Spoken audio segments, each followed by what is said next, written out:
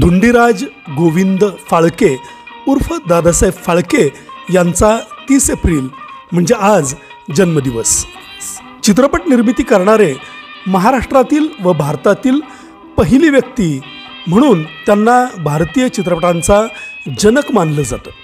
1913 साली त्यांनी राजा हरिश्चंद्र हा मूक चित्रपट मराठी भाषेत निर्माण केला आणि तो मराठी आणि भारतीय चित्रपटसृष्टीच्या इतिहासातला आद्य चित्रपट ठरला.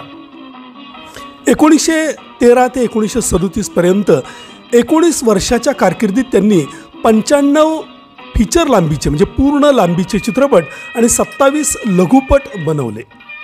त्यांच्या सन्मानार्थ दादासाहेब फाळके पुरस्कार हा भारत सरकारच्या राष्ट्रीय चित्रपट पुरस्कारांतर्गत सर्वोच्च सन्माननीय पुरस्कार म्हणून स्थापित करण्यात आला.